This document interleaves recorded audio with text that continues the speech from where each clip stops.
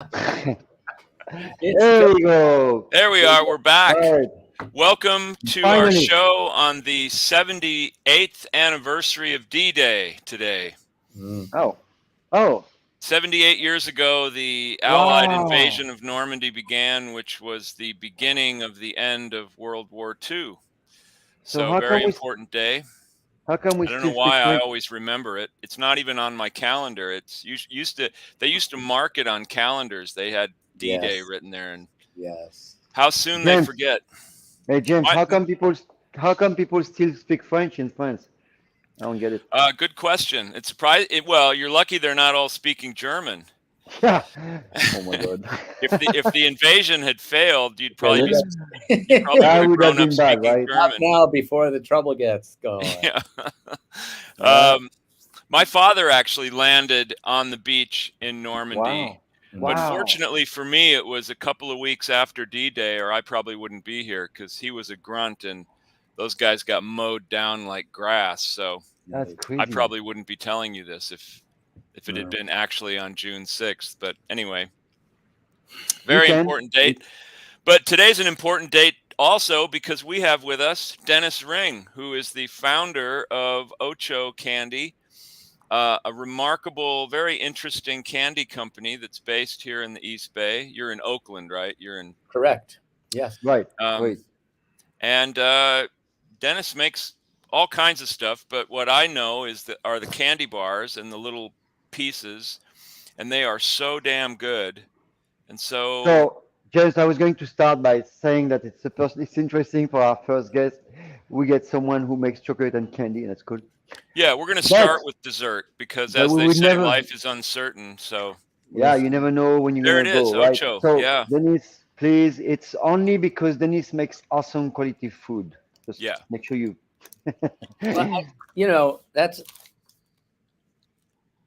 we have never ever at Ocho surrendered quality of the product in order to save There you go. money. In There fact, you the go. opposite is the truth, and I can talk more about that. But Jim, I think we cut you off at your intro. Well, I was just going to say that there's candy and then there's candy, and Right. what you make has sugar in it, which has gotten a bad rep lately. But it's a treat. It's one of those things that shouldn't be denied in our lives. We should all have a little chocolate all the time, and you have some really interesting flavors, some really interesting methods of production too. I understand, and I want to talk about all of that today. But I'd like to ask you first, where does the name come from? Oh, Besides, it's Spanish for the number 8. I thought long and hard about this, and what I wanted was a brand name that was short and simple and bright and easy to remember. And I know that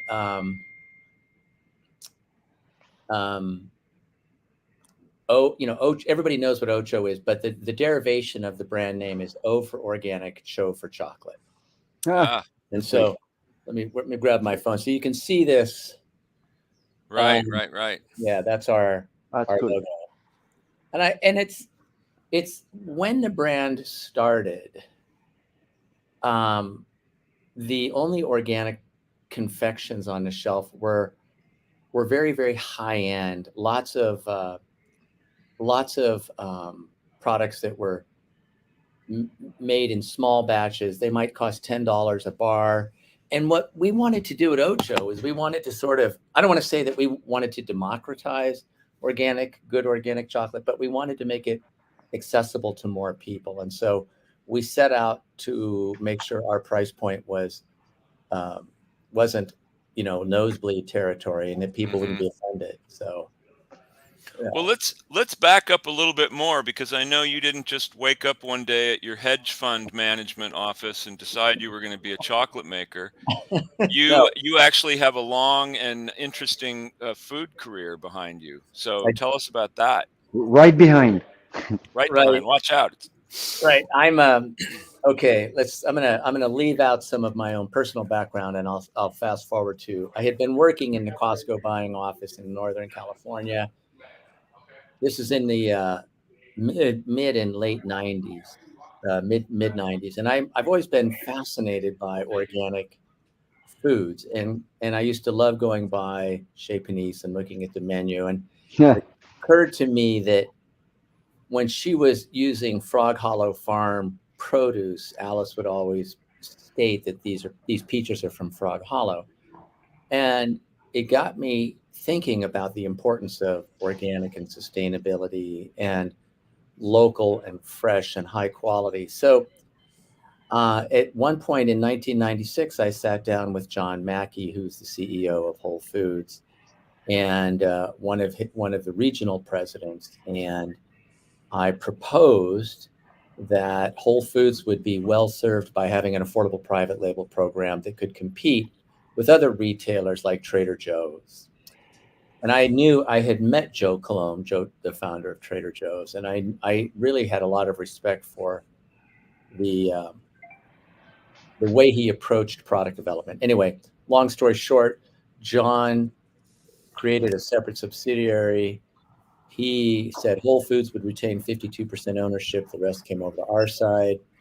And that led to the creation of the 365 brand in 1997. And I ran that whole program for 5 years on the requirement that I not be involved in the Whole Foods decision-making, the standard Whole Foods decision-making process, which is torturous and consensus-based, and as I mentioned to John, would most certainly have corrupted the success of the 365 brand. So I had complete control over which products, who the vendor was, the packaging, the logistics, media,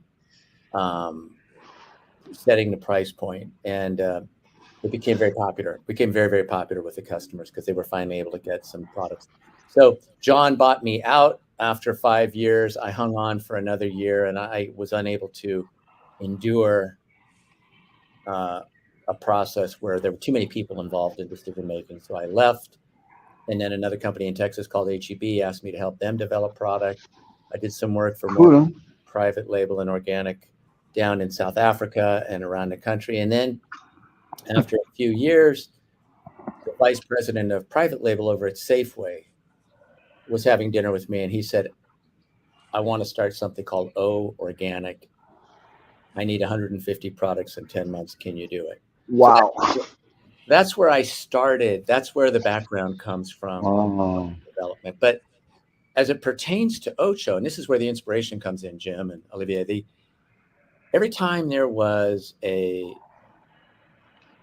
large, a corollary, an organic corollary to an existing sort of iconic American brand, like, well, in those days, Honest Tea, which later bought by Coke, and now Coke has decided to close the brand down. But Oh, really? Oh, I didn't know that. yeah, but in any event, whether it was an organic tea, an organic pasta, organic olive oil, whenever there was organic cereal and tortilla chips. So I kept waiting for somebody to come up with an organic Snickers bar, because I thought that's the most iconic of all the confections. Sure. And nobody was doing it, but I thought that if it did, I'm just opening up what my version of it looks like. That's the noise. I was like, is that my microphone? Whoa. I broke this one open. Let me see if I have another one. But here's one. I set out to make an organic Snickers, and then also some other variations of bars, which turned out to be really, really. Here's a better version of it. This is Nice. our version, and I'm just going to point out a few things. You see how shiny it is? It is so pretty. Yeah, right. So what I did is I set out to make an organic version of the classic American candy bar. We started doing it all by hand outside of Sacramento. The brand, and of course I knew the guys at Whole Foods, and before I even developed the product, I sat down with them and said, like, if I do this, I'm back, drop my knife. Will you take the product? And this is what the inside of my bar looks like. Wow. You can see it's got a peanut nougat at the bottom, caramel. And they said, wow, this is really good. We'd love to carry it. Here's another version of it. So we did this. This is how I do like to eat my product. Can you hand me a piece of Yeah, that? here you go. Here you go. Ready? Grab it. Yeah, I know, right? Um, so we set out to do it. It grew pretty quickly. We raised some money, set up a factory in West Oakland, and then we outgrew that factory, raised some more money. Everything we had been doing up to that point was handmade. We knew that we needed to get into automated production. So we raised more money, invested in a production line made in Europe, brought it over to the United States, set up again in West Oakland. Actually, our original site was right across the street from where Horn Barbecue is today. Hmm. At the time, it was Brown Sugar Kitchen. Oh yeah. Yeah, right. Wow. What was that before? It was Brown Sugar Kitchen. Now Matt Horn has it for Horn Barbecue. Oh yeah, no, I knew what's her name? Whatever. Tanya. Yes, Tanya Yeah. Holland. Yeah. I Anyhow, knew. so we set up there and we were going like gangbusters, and we realized that the cost of doing business in the Bay Area for manufacturing, whether it's food, and Olivier, maybe you know more about this than I do, but Not yet. it gets very expensive and it's very Yeah, it cheap. is. It is. It is. And there were a number of tax issues that that we didn't anticipate. Oh yeah. We had a great pool of talented labor at at people who could, confectioners and handymen and stuff like that. But there was it was difficult to retain our employee base. And as we Oh thought, wow. Yeah. Right. Exactly. No, I know about the employee retention. That's yeah. like Anyway, right now, Denise, it's even worse. it's Really. far worse now, and you Like have right now, it's like. you have to have you have to pay significantly higher Oh yeah. wages to Yep. retain. So as we saw all of this coming and some other issues, and we were in West Oakland because we felt we had a role to play in the neighborhood. West Oakland, I was driving into work today and there was a piece on the news about one of the encampments under the freeway, and how dangerous it is and how much crime. But West Oakland has always had that. It's always been a dangerous, Right. impoverished, uh, and one has to be very careful about your personal safety when you're in a neighborhood. But by the same token, there are different people in the area who are doing good things and growing. And we felt that if we could, I mean, we were hiring ex-cons and we were Yeah. hiring Me too. I've anybody, done that. Yeah. yeah, anybody who could walk or ride their bike to work got the first crack at jobs that we were creating because we wanted it. We wanted it. One of the things about OCHO is that we have a saying that says, what's inside counts. And so it's not just like the beauty of the bar, but it's who we are as a company and what makes our company go, what's inside the company, the values that we have, the respect we have for one another, our creativity, our fellowship, right? So if we were going to adhere to this identity of what's inside counts, we felt that we needed to hire people from our neighborhood, and we did, and we had people from Myanmar, we had people from Mexico, Central America, Ethiopia, Thailand. Right. And one of the things that one of the things that gave me great joy was to be able to go out every morning and call everybody by name and greet them in their native tongue. Wow. That's funny. To say, yeah, it was a nice way of just like they don't expect the founder of the company to come out of the office and say, whether it was Spanish or Sawatika for the Thai, but just to give some recognition to their culture and to respect them, respect their dignity as people. So we were humming along. We began to think that it was going to be too expensive to stay in Oakland. We were researching various options. And then when COVID hit, a lot of things began to tumble for us. Wow. First was that, people weren't going shopping. Right. And so all of the bars at the front end of the cash register, nobody was buying candy bars there. And if you were at the store, you had to stand 6 feet behind the person in front of you, so nobody was lingering at the cash register. Right. Right. Anyway, during the COVID crisis, we decided that it was crucial for the company, for our own financial viability, to relocate our production line, and we decided Wow. to go Oh, damn. offshore. Yeah, You decided to go where? Easy. Offshore. we went Offshore. offshore. Oh, offshore. Our production Wow. is now taking place on the island of Trinidad, 7 miles off the coast of Venezuela in the Caribbean. Oh, And that must suck for you to have to go down there and see the factory. anything for the brand.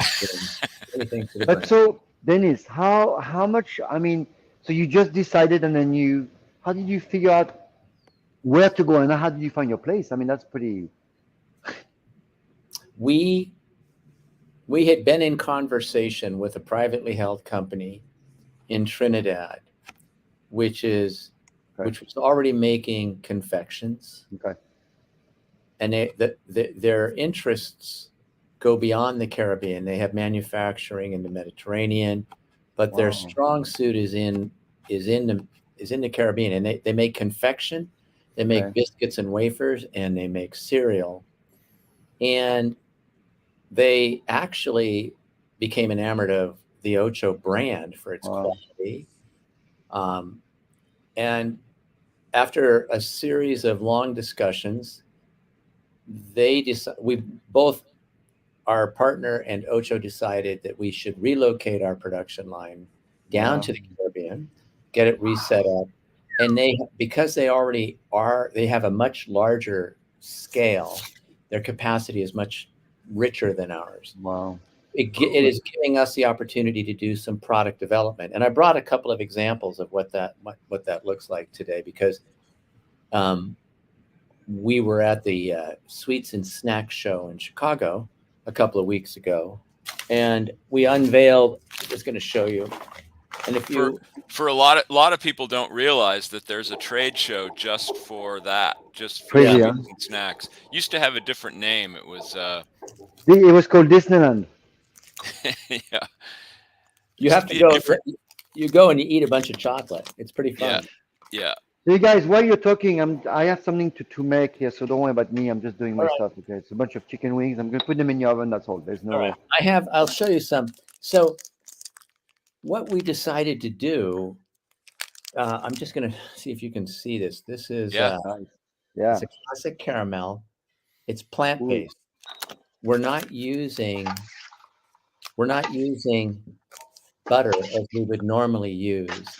When we make our own caramel, we start with first of all we make a caramel syrup where we boil sugar and Right. water until it gets reduced, and then that's the day before. And when we make our own caramel, we then have butter and sugar.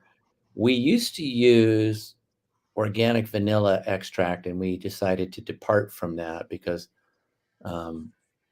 even though it's more expensive to use ground vanilla bean, the flavor is much more. Right. It's much more satisfying. It's much Yeah. more. It has a different. You don't get those alcohol aftertastes. Right. But that's how we would that's how we would normally make our caramel. But what we decided to do was to use a vegan butter and some cashew, and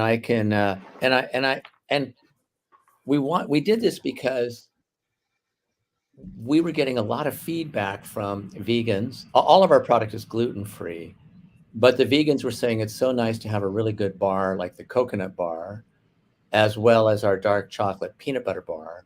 So we thought we would tap into that, and I'm gonna open this one up. This is the classic, okay? Uh-huh. You can see, and what we're using the same dark chocolate that we would normally use. I'm just gonna. I hate to do this. I don't know if you're going to be able to see this very well, but some people have blotters on their desk. Dennis has a cutting board. I have a cutting board and a sharp little knife. But yeah. I know it's funny. So what we have here is a dark chocolate shell Wow. with a vegan caramel. Hmm. And the And thing is, it's kind of hard to make. It's hard to make because we wanted to make sure we still have this really nice caramel consistency that has Mm-hmm. the textural hit and the satisfaction. But we did it. We unveiled this in Chicago a couple of weeks ago, and a lot of people were very, very interested. A lot of retailers are interested in it. and why are you not using coconut fat instead of what was the reason to use that butter you're talking about, that soy Instead butter basically? instead of coconut cream or what? Well, you know how the butter is made? How this vegan butter is made? You know that? Yeah, we do know how it's made. But I mean, why this and not coconut butter? I'm We're just asking. we we we're using the Miyoko's cultured. Oh yeah, Milkos, yeah. Okay, and we spent quite a bit of time sort of exploring this partnership with Miyoko's, Oh, okay. and their product is of the vegan butters, and particularly the cultured vegan butters. We found the Miyoko product to be superior, and therefore we're in partnership with them. We're using their Yeah, butter yeah, yeah. to make it, and there's some other ingredients in there. Right. Okay. Um, So if one didn't know that it was plant-based, would Yeah. it leap out at you? Would you notice a difference, really? it depends on who the one is, right? Right. The problem. Okay, so let's move back to this issue around what are the expectations that a person has when they first encounter an organic candy bar. I think 15 years ago the bar would have been pretty low. People were still Yeah. using Yeah, right. brown rice syrup and the stuff. This is why we felt there was an opportunity for Ocho, that we could actually make something that tasted good and still be organic and affordable. So Mhm. with vegan products, I mean, I was at the candy show and I went around tasting a lot. There's sugar-free. There is product made from different types of vegan. They want to be sort of milk chocolate, but not with milk. A lot of people are using oat. But what we really wanted to do was to make a vegan product that somebody would bite into and say, wow, that's actually pretty good. So we created a chocolate caramel, a classic, a cinnamon, which is actually pretty fun. Forget what my other one is right now, but yeah. But the idea is that we wanted people to say this is as good as a normal caramel. So that's where we went. We have a couple of other. We're not. I'm not. I can't give you a peek under the tent just yet, but there will be some other very interesting products coming out before the end of the year. I don't know how quickly we're going to be able to get them all into distribution, but our partners in Trinidad are very entrepreneurial, and we have the creativity to be able to make organic versions of other products that haven't yet hit the market. That's pretty cool. Huh? It's interesting what you say about creating a vegan product that tastes as good as. I've always been dubious, and I've tasted a lot of vegan products, especially vegan cheeses, and I have cheeses in quotes, and almost without exception, they are just absolutely dreadful. But every once in a while, something comes along that, and we were talking about Whole Foods. I used to buy these vegan donuts at Whole Foods. Yeah. And they're maybe the best donuts I've ever had. They're just absolutely fabulous. The only donut I've ever had that even comes close is I used to buy these apple cider donuts at the farmers market in New York. Yeah. It was an apple grower, and they would make these donuts, and they would go pretty fast. So I would get there early in the morning on my way to work and buy a sleeve of them. And until the the vegan ones at Whole Foods, I'd never had anything to compare, and they are just fantastic. I'm curious. Production being in Trinidad, the first thing that pops to my mind is you're a lot closer to your source material. Exactly. Oh yeah. Chocolate, Oh vanilla. right. That's like, Wow. Yes. That's true. does that make a big difference? Yeah. Or Yeah, that's I mean, true. it's very prescient of you to have identified that. We did want to be closer to our source ingredients. Great. It's interesting, even this morning, I've been online with some South American chocolate growers and manufacturers. And the idea would be, we have great suppliers in the United States today that we love, but we'd like to be able to add to the line product that's closer to the Caribbean basin. We've even, I don't know that we would do it, but we like this idea of making, we don't sell flat chocolate bars, little tablets. right. But because it's a really crowded space. I'll talk a little bit more about this bar, but there's so many flat bars that it's hard to differentiate, and it's hard to do better than what's already being done. But all that said, There are a lot of organic ones too. I mean, yeah, they're all over that the single origin stuff. And well, this is what we were thinking of. We didn't want to do we were thinking of doing country of origin, and we were thinking of doing something in the Yucatan in Mexico, or using cacao grown in Guatemala or Peru, or the Dominican Republic, or frankly, there's a beautiful form of cacao grown in Trinidad called Trinitario that's delicate and exquisite. But so we like being closer to the source. We like that. And then, the next question, I thought you were going to ask this one, was like, oh my God, how much does it cost to get the product into the United States? Well, Oh yeah. the fact is, when you're shipping out of California to New York or into Atlanta or Chicago, it's really expensive. And so what we can do now, and we were always shipping all of our product refrigerated, because if you don't ship in a refrigerated truck or container, you can be sure someone's going to leave it out on a hot day in Indianapolis, and it's going to turn to fudge. So we're shipping straight up from Trinidad, and it's proven to be very, very efficient. Wow. that's very interesting. Wow, that's cool, huh? Well, any island that produces even Rihanna is an island that I'm okay with. So it must be even nice with down there. That's very big-hearted of you. Hey Dennis, so what's happening with the shipping now? I mean, everybody's waiting for his container. So how do you manage? Do you have a special boat on your own? No. Are you going on your own, like at night? And We're using Jim's sailboat. We do right. That's where it is. I looked for it at the pier the other day. I forgot to tell you.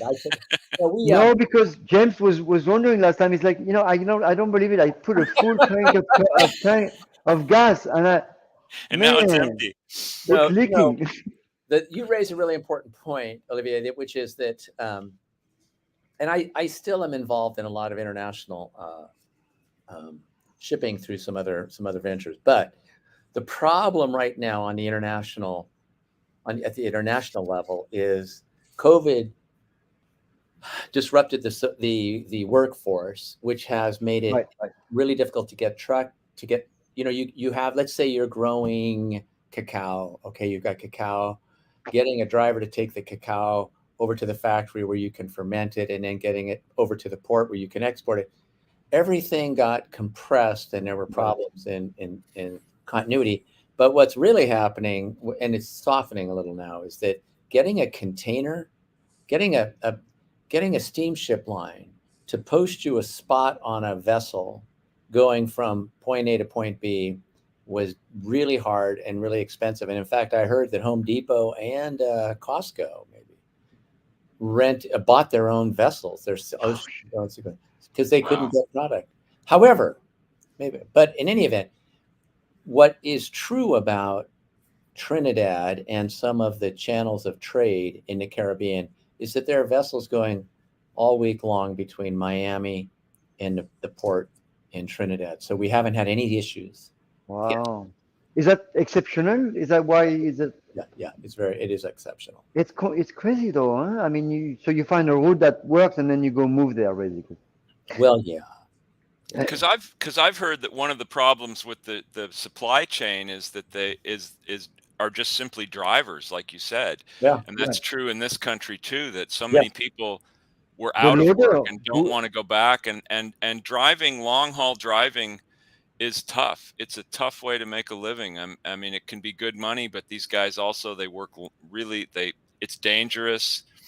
but James, the people are missing at every step. Yeah. That's the thing. There's workers missing at any step, so every step is disturbed. That's the point. And I don't want to be too pessimistic about everything, but there's a couple of other factors. We sell a lot of these. Our coconut mini is probably one of the most popular items. Wow. My favorite. Yeah, I'll cut into this because it's sort of fun to torture me. Yeah, You're going to do it so that he knows it's my favorite one. Oh yeah. This is what it looks like on the inside. Woo. Nice. And we spend a lot of time sourcing our coconut, making sure that you can't just throw chopped coconut into a bar. You have to take a few other steps. And we really, really are proud of this product because it's our bestseller, and there's a reason for that. Is because it's not quite as sweet, it's vegan, it's gluten-free, and it's not there are other coconut bar type products out there, but this one really tastes like coconut and good chocolate. So the Philippines were wiped out by a hurricane a couple of years ago, and the supply chain for the Philippine coconut got just disrupted.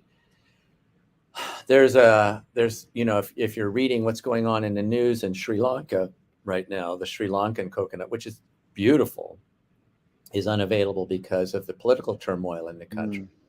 So we have to figure out ways. This goes back to the supply chain, like where are we going to be able to get full containers of coconut that we can put into our product? Wow. I'm going to show you one more thing here before we ring off. This is my caramel peanut bar, right? Mm-hmm. And a lot of people have always wondered, how do you get the sheen? Yeah, well, the sheen. Well, that's because it's, Olivier, what kind of chocolate? What am I doing to my chocolate to give it a shine? You're tempering I would say cream or butter. Tempering. Yeah. We're tempering it. So we melt the chocolate, then run it through a tempering unit, so that and that's a pretty sophisticated. 40. Yeah, and then we deposit the chocolate into a mold. A frozen cone comes down and creates what I call a canoe. And then, so it's made, it's structured upside down. The chocolate goes into the mold. This die comes in, freezes it, spreads it out. Then it goes to the next station, and that's where it might be filled with coconut or caramel and peanut or peanut butter. And then it's chilled again before the final version, which is where we put the bottom on. You apply a little bit of chocolate to the bottom of the bar, and then you smooth it off. So it's made. Most other candy bars are either sort of formed on a press, the way a cookie cutter would be, and then run under a waterfall of chocolate. It's called enrobing. Right. A lot of other bars are extruded, which much like the way pasta goes through a dough. They extrude a dough, and then they'll run that under an enrober. But what I like about our product is that if you look, you can see on the bottom, there's a nice layer of chocolate. Right. The sides have nice walls of chocolate. Right. I was talking with a guy in the business, and I gave him some of our product. He said, "Oh my God." He was shocked at the flavors and the texture and the clarity of everything. He said, we realized that chocolate was our most expensive ingredient in our production. Yeah, right. So we cut back on chocolate. Oh, wow. and it tastes like they cut back on chocolate. Wow. And the chocolate, you get it from where? I mean, if it's not. It's top It, secret. It's top secret. right. So, Denis, my question was, do you have issues with your chocolate as well? No, well, I will say this: when you look around globally at where organic cacao is being grown, a lot of it's in the Dominican Republic, Ecuador, some in Colombia, some in Okay. Peru. So it's mostly Western Hemisphere Hmm. product, and I have to say, um, some of that cacao and chocolate coming out of the Dominican Republic is just beautiful. Wow. Okay. I've So you always don't. found it a real treat when you break one of your bars, just that pop, that just Oh, Yeah, that yeah. that's the just tempered chocolate. Yeah. it's so Now, satisfying. can you tell Denis what percentage of cocoa is that, or is that? Yeah, no. The milk chocolate is a 34, and the dark chocolate we're using a 66 dark for our coconut and the other dark chocolate products. Like all of our vegan chocolates are using a 66 dark. You're missing a 6. You want me? That's evil. But I want to say this, Jim, that I mean, I'm a, I'm a, I go to Cesar. I've been going to Oh, Cesar since oh, the cool. Yeah. first weeks that it opened, and what's facing Cesar right now is a separate issue. But I will say that it's been such a pleasure to be able to set up at the bar, either when I'm with my wife or if she's traveling and I'm there alone, to just set up and share some of the Ocho products with either I always come in and give a bag of candy to the guys in the back, all the Oh, that's cool. cooks and the chefs and whoever's doing the dishes, and I usually as Jim will tell you, there's always some for the people behind the bar, because it's a way to say thank you to all of the people who are doing all of the heavy lifting, and it's a way to bring people together. And Jim has seen this regularly, that when we start talking, especially if Bill's there and he's like my VP of sales and marketing. He's like, this is the best product that's ever been made. Wow, that's But cool. to be able to share it with other people that are having dinner or a drink or something at the bar, I'm proud of the product.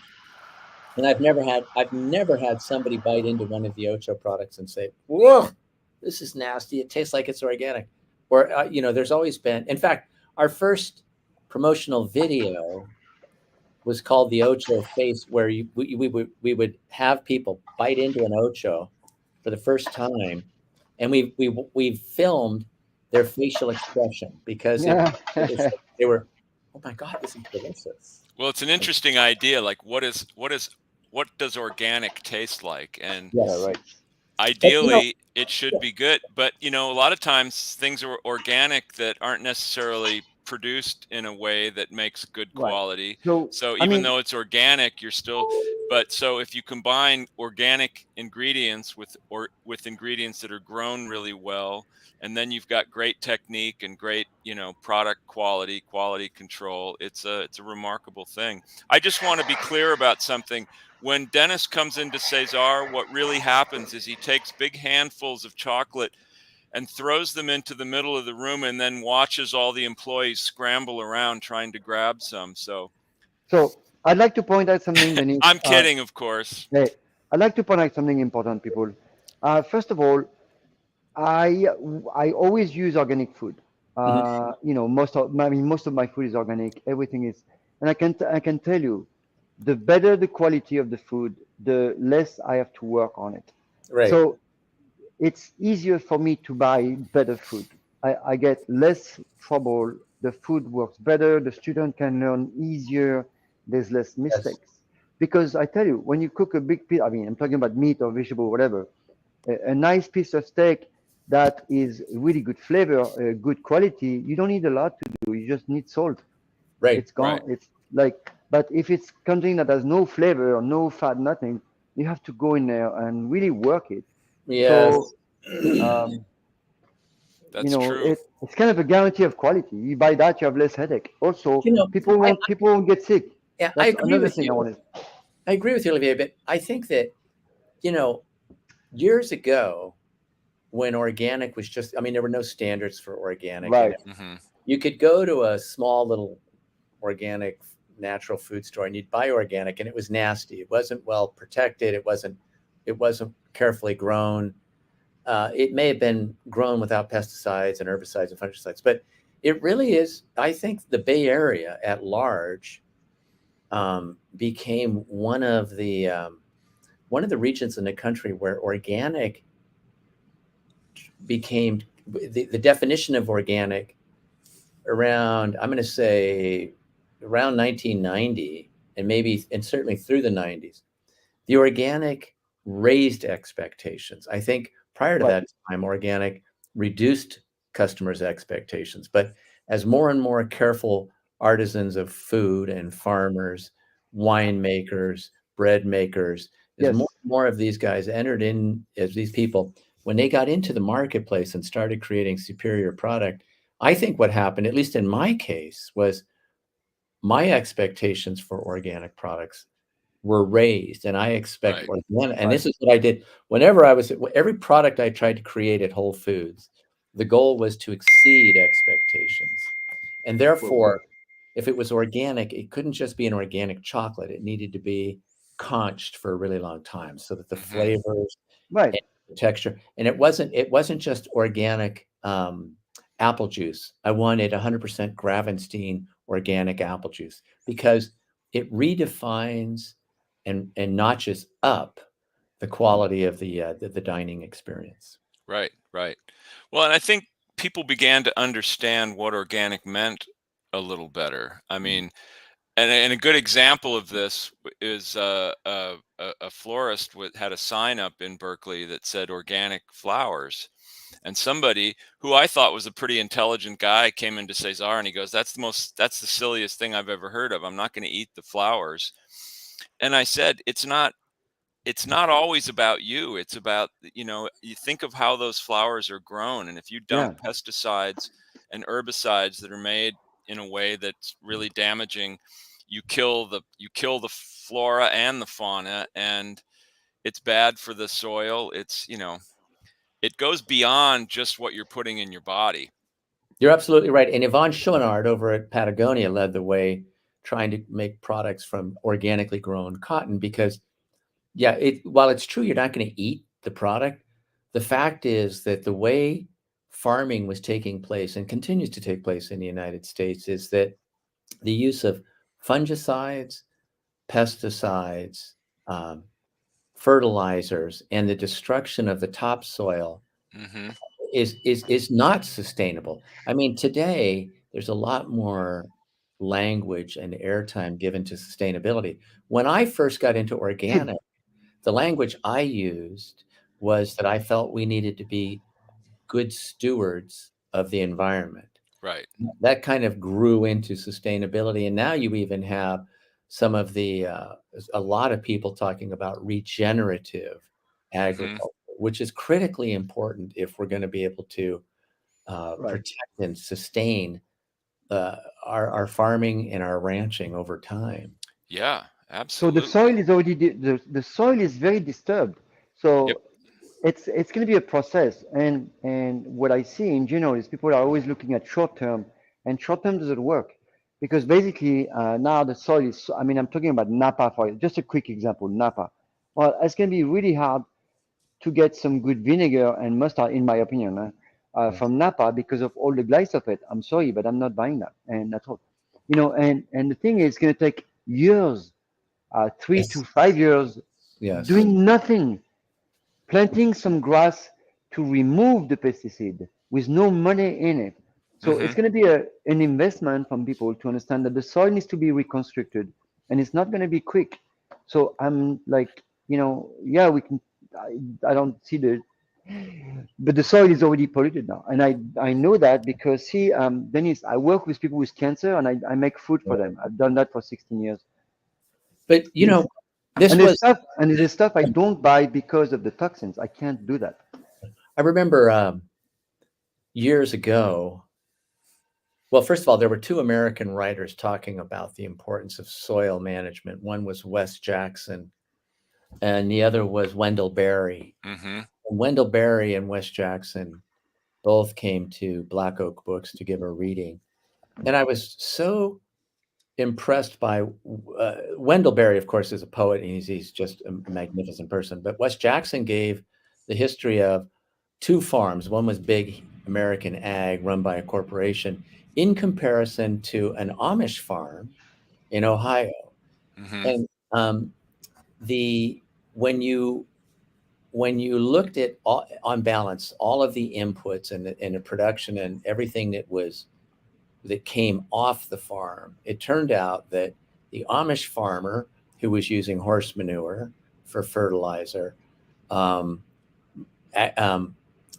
using water more carefully, making sure his crops were spread out, that the yield per acre was actually higher on the Amish farm than it was on the big ag farm. But it's also because there was a sense of community around working together with other farmers. So when one guy's land was ready to be harvested, exactly. people. Yeah. So ironically, I'm still kind of bothered by this, because some guy in the audience raises his hand and he goes, "Yeah, well, that's unrealistic. You're not going to be able to get a bunch of other people helping out on a farm." That's not the way it used to be. We used to be a community. Community means we all work together. That's how it works, because we all benefit from the same thing. Because let's not forget to look further at kids. The kids have been kept by uncle, cousins, family member group. And this is why we're completely missing. This is not just about the ground and what we eat. It's about the whole connectivity with, like, the community. Right. I mean, this is what we do. So that's part of it. Is all these people, they keep your kid, they get the loan. They, when the house breaks down, everybody comes to fix the house. We're done. There are two things I want to say before we wrap up here, Jim. And I know I'm taking up a lot of the time, but no, it's great, Denis. It's great. We have nothing to say anyway on our own. I want to talk.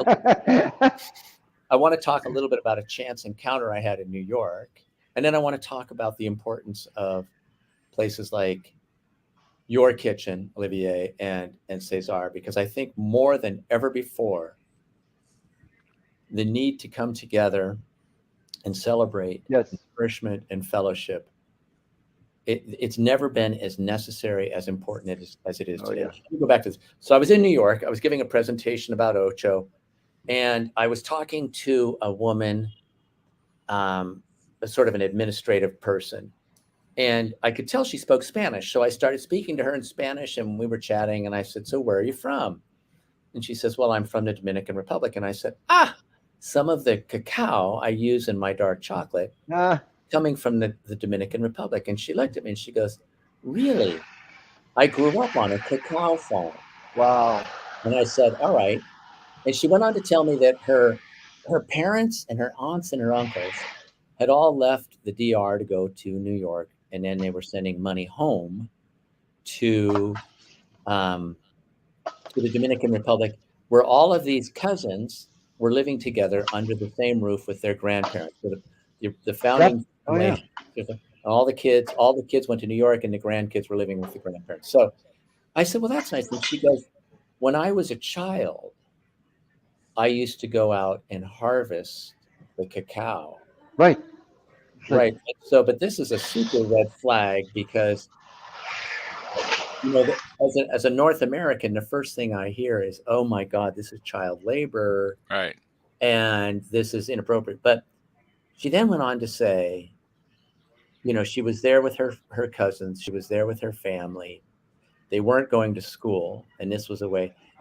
And she said it was the best childhood a person could have. And I don't think that, obviously, right, child labor is not suitable. Having a family member participate in chopping the cacao is a different. This is not the same. Yeah, you're right. I agree. And linguistically, it's kind of important to say that in some instances, having a family harvest their crop together, all ages, is suitable. But whenever it is done under forms of coercion of desperation to have a child do labor is absolutely unacceptable. But Right. this woman touched my heart. She said it was the best. She goes, she goes, when you cut the cacao pod off the tree and you cut it open, she goes, it's actually pretty tasty right then and You know, Denise, it comes back to the very simple process of parents teach the kid the trade there. Uh-huh. forever in any civilization in the world. That this is not just Europe, Dominican. It's everywhere. It's the way it is. My I, son learns how to cook. I want to close. I, Yeah, it's like you learn the trade of your parents. You like it or not, you can do something else, but yeah, that's the first thing you do. And when you start, when you're little, you want to be next to your dad or your mom. You want to be there. great. You I want to share agree. that. And I think it's beautiful. And our kids always grew up, with fresh lettuces from the backyard and tomatoes and bread. But And both my boys worked with me in the kitchen. One is 32 now, and one is 16, and he's worked every year in teen camp. Every year he makes, he works like he's not, I want to because close. I want to close with just a couple of some yes, encouragement to both of you for what you're doing. Um, Olivier, when you bring people together to teach them how to cook and how to prepare food and how to identify certain cuts of meat, for example, or certain types of melon. Um, and Jim, I'm going to refer now to Cesar, the importance of having superior food and superior wines and beverages. It's a very inviting atmosphere. And I've been thinking a lot lately about the sort of the steps we are all trying to take as we emerge from a couple of yeah, years of lockdown right. of COVID, right? And now we've got another strain of COVID, and our county is under a mask mandate, which I think is reasonable, right? We just want to reduce the number of cases. But more than ever before, I think what both of you are doing in terms of bringing people together over food, nourishment, drink, and fellowship together to be with one another, to be with each other in person, to have conversations, to tell stories, to laugh, to delight in one another's company. I think there's some holiness in all of that. And I think that both of you are promoting these opportunities of people coming together. And I applaud you for this because we've never needed this more than we Right. do today. Well, thank But you, then, Dennis. And it's one of the things that's always, Livia and I have talked about this. It's one of the things that's always attracted me to the food business was that it's so much about people. It's so much about the idea of coming together to share food. And I mean, I know a lot of it is business, and I go to trade shows and people are trying to sell each other on their products. But ultimately, it comes down to, sharing the harvest, sharing food with one another. And that's how we communicate and that's how we bond. And it's a beautiful thing. And I appreciate it. We always love when you come in, Cesar, and not just because you give us delicious candy, but we've really come to know our regular customers, whether they're the nightly regulars or the weekly regulars, or some people that come in 2-3 times a year, but we know them and we welcome them, and it's always fun to see people, and we do feel like so, it's a community. but Denise, also, this is why you're on the show. Not that we're famous or anything, but Because we you said want you to. were going to bring us candy. Yeah, that's what he said. So we really believe that you must have gone through a great length of extra work to do your product, right? A much more work to get those products to be quality. I know that. So this is about working hard. There is this greatest, one of the biggest study ever made by Harvard, largest study ever made, 75 years, Mhm. about happiness. Anyway, one of the factors was happiness, and one of the main factor was connectivities. Yes. People like friends, family, and close family. That was the most important. And now with COVID, we're completely isolated. So I can tell you that the last 2 years has been very difficult for that reason also. And we need to go back, just like you were saying, we need to go back to having people together. This is It's crucial. it's a separate podcast that I encourage you guys to explore because, you know, I was writing a note yesterday to a friend and I said, social media is a substitute for community. It feels like we're part of a community because people notice when we post something, and there's all kinds of studies about how sad people are if they don't get 100 likes in the first hour and so forth. But what I don't like is the substitute of screen time or social media as a way of being with other people instead of, getting up, putting your shoes on, taking a walk or driving, going somewhere and encountering people so that you can celebrate them in person, to hear what they have to say, to learn, to discuss, and to laugh. Because Mm-hmm. that, I mean, throughout history, this is what has sustained the human person. And I'm not saying that this is what Ocho is doing, but Ocho is a little moment of celebration when people get a chance to eat a treat. I mean, whether it's the dishwasher in the back of the restaurant or the person who's receiving a little gift or chocolate, it's a moment to celebrate. And I think we need to be disciplined about coming together in order to celebrate each other's. Well, food is doesn't need speaking. We can have people from all over the world not speaking the same language, put them on around the table, and they'll have a great time for hours, right? Yes. Right. We've seen Yeah. that. I mean, we've traveled enough, so I've been to countries that have no language, and we spend the whole day. Yes. It's fine. Like we do the same thing. We are doing the same exact thing at the same time with the same need. We're preparing on the same action. We don't need the words. Yeah. Anyway, I've all right. used, So we have a I've used up all few. your time today. I apologize for that. Hey, No, we Denis, loved it's it. great, We man. absolutely loved it. This is fun. That's what the show is about. Is really like we don't have a lot of agendas. We just want to make sure that people understand that food is much more than just buying stuff, and it's about reuniting, thinking about others, finding the good food that makes nature. Nature has provided with all this good stuff. Let's use that Yes. Yeah. for Yeah. now. Let's use that, right? All right.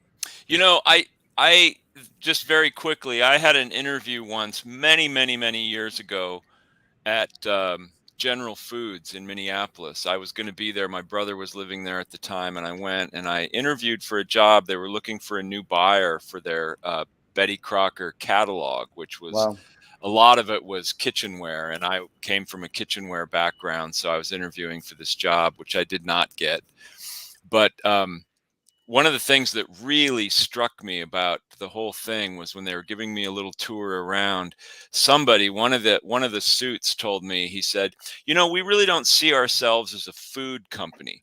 We really think of ourselves as a marketing company. And I realized at that That's point that cool. the food was, they could have been selling tires. It just so happens that they came from a milling background, because Minneapolis it was all about the mills. That's how it all got situated beside the river there.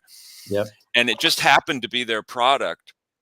But these guys, it was all about marketing. So every cereal they sell is basically the same, a little bit different flavor here, a little bit, but it's all the same stuff. And it's just the packaging and the marketing and trying to convince people that you should be eating Captain Crunch over this or that. And it was really eye-opening for me and very disillusioning about the whole thing. It was, and that is what the American food industry consisted of for, well, since World War II through, the 70s, when people started really waking up and saying, hey, look, let's. You should see when I came to LA in '82, the first time I came from Paris. My God, I could not believe, man. Yeah. No, But seriously, it was weird. For the first 6 months, it was like, whoa, that it's can't be food. That is not possible. right. But this is it breaks my heart. And listen, when I was calling on lots of huge food manufacturers when I was developing product for Whole Foods and Safeway, and it breaks my heart when people disconnect the sanctity of Yeah. food Yes. Right. Yes. from the profitability of the Yeah. sale. And the guys How that do you do that?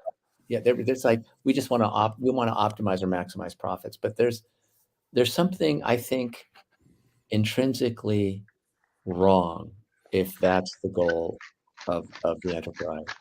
Sure. I mean, we all want to make a living. We all need to pay the rent and feed To a point. ourselves. To a point, James. To a point. Not But everyone is like that. I'm sorry. It's not. It's not true. People wants to live. Most people that they work in a farm, they want to have enough food. You know, there was no question of But money that's at what the I mean. time. That's also making a living. I mean, Right. we all have But to survive, and we work to support ourselves. But right, there's got to be exactly. more to it than that. There's got to be, like you say, a sense of community, a sense of quality in what we eat, and So my wings are done, people. Oh yeah, well, that's nice. well, now there's an example of how Lots of butter. you can make a really good meal in very little time. Oh yeah, this is lots of butter. I mean, I'm sorry, but I use lots of butter. I'm Butter a and salt are sick. good, man. I'm a sick person. So there's a lot of chickens running around now that can no longer fly, but Less, that's less, okay. less. Well, we're at the end of the show. All right. I want to thank Denis Ring for being with us. Denis, that was a great, as the one woman came in and said, that was a great conversation. We'd Yeah. love to have you back another time to talk about Absolutely, some more of this absolutely. stuff. And continued good luck to you. And I can't wait to be invited down to Trinidad to tour Oh the yeah. factory. Yeah. Well, we're gonna take your boat. Ah, yes. On Oh that note, man. guys, I'm Thanks, gonna run off. Frode. Frode, see you, man. Frode is, hey, Thank you. Denis, Frode is my old chef from Paris when I had the Tex-Mex, and now he's a chef on a platform in wherever, An Norway or oil something. rig in the North Sea. He lives in Norway, but he goes out to this oil rig for weeks at a Oh time and man. cooks Yeah. for like 200 men and Yeah. women. Heavy lifting. All Anyway, right, we got people. to sign off. Thank you Thank so you for your much, time, Denis. guys. Again, I look forward to seeing you soon at the bar. And Nope. We'll see you soon. See Keep ya. up all the right. good work. Thank you. We'll see you soon. Thanks Bye-bye. everyone for joining us today.